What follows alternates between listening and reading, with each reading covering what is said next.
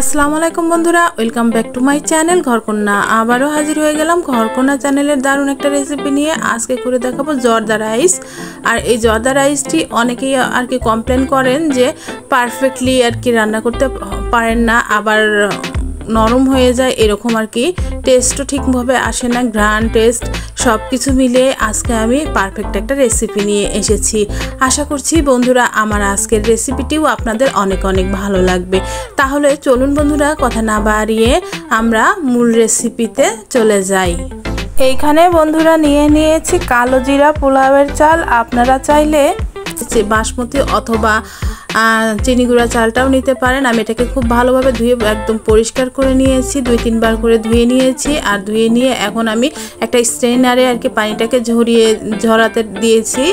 স্ট্রেনারে এভাবে ঝরতে থাকে। আমি একটা হাঁড়িতে পানি বসিয়ে দিয়ে 5টা দিয়েছি এলাচ, 2টো দিয়েছি তেজপাতাটাকে আর কি মাঝখান থেকে ছিঁড়ে দিয়েছি, কয়েকটা দিয়েছি দারচিনি, আর দিয়েছি আমি মালটার খোসা, 1/2 চামচ পরিমাণ লবণ দিয়েছি, আর দিয়ে দিয়েছি আর কি একটু ফুড কালার, সাথে বলকে আসার পরে দিয়ে দিয়েছি পানি ঝরানো চাউল। দেখুন বন্ধুরা কত সুন্দরভাবে আর কি রাইসটা সিদ্ধ হতে শুরু করেছে। তো এইভাবে দেখুন, আর রাইসটা কিন্তু অনেকটা লম্বা হয়ে এসেছে। এইভাবে আমি কিছুক্ষণ ধরে সেদ্ধ করে নিয়েছি। আর দেখুন চালটা কিন্তু 80% সেদ্ধ হবে, ভেতরে উপর থেকে সেদ্ধ হলে ভিতরে একটু শক্ত ভাব থাকবে। এই পর্যায়ে আমি এটাকে পানিটা ঝরিয়ে স্ট্রেনারে আর কি দিয়ে নিয়েছি।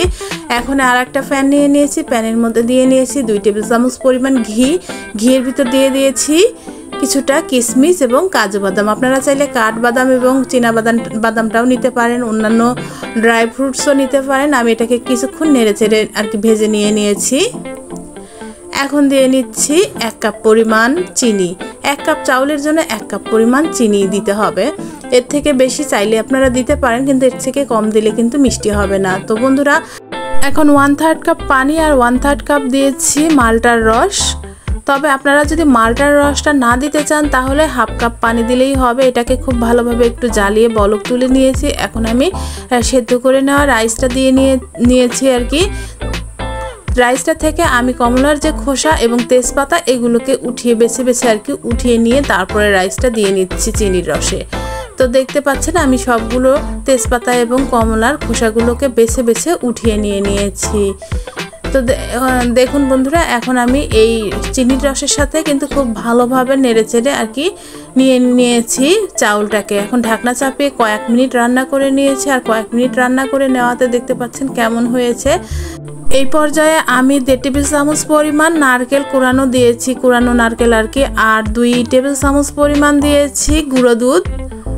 তো এগুলো পুরোটাই অপশনাল, তবে এগুলো না দিলে কিন্তু টেস্টটা খুব একটা ভালো আসবে না। তো আমি এগুলো দিয়ে একটু ভালোভাবে নাড়াচাড়া দিয়ে নিয়েছি। আর শেষ পর্যায়ে দিয়ে নিয়েছি 2 মুখা পরিমাণ কেওড়া জল আর কি, বোতলের মুখটা মেপে আমি 2 মুখ পরিমাণ দিয়েছি। একটু নাড়াচাড়া দিয়ে ঢাকনা চাপিয়ে কিছুক্ষণ স্লো হিটে দমে বসিয়ে রেখেছি। আর দেখুন এই পর্যায়ে কিন্তু আমার রাইসটা একদমই রেডি। আমার জর্দা রাইসটা দেখতেই পাচ্ছেন এখন কিন্তু অনেকটা গরম, কিছুক্ষণ পরে আরও একটু ঝরঝরা হয়ে আসবে, ঠান্ডা হয়ে আসলে। আর দেখতে পাচ্ছেন এখনই কতটা সুন্দর হয়েছে আর কি, কতটা লোভনীয় দেখা যাচ্ছে। খেতে কিন্তু এটা বেশ মজাদার হয়েছিল। তো দেখে তো বুঝতেই পারছেন মাশাআল্লাহ অনেকটা সুন্দর হয়েছে। আর এই জর্দা রাইসটাকে এখন আমি খুব ভালোভাবে পরিবেশন করে নিচ্ছি। তার জন্য উপর দিয়ে আমি কাজু বাদাম দিয়ে নিচ্ছি। আর একটা কথা, এই জর্দা রাইসটা কিন্তু ডেকোরেশনের জন্য অবশ্যই এই রকম ছোট মিষ্টি লাগবে। এই বেবি সুইটগুলো আমি কিন্তু ঘরেই তৈরি করেছি। আর এর ভিডিওটাও কিন্তু আমার চ্যানেলে আপনারা পেয়ে যাবেন, চাইলে আমি ডেসক্রিপশন বক্সে লিঙ্কটা দিয়ে দেবো, আপনারা চেক করে নিয়ে নেবেন। তো বন্ধুরা দেখতেই পাচ্ছেন আর কিছু বলার নেই। আশা করছি আমার আজকের রেসিপিটি আপনাদের সবারই খুবই ভালো লেগেছে। ভালো লেগে থাকলে অবশ্যই এক্ষুনি একটা লাইক করে দিয়ে আমার চ্যানেলটি সাবস্ক্রাইব করে আমার চ্যানেলের পাশে থাকবার অনুরোধ রইল।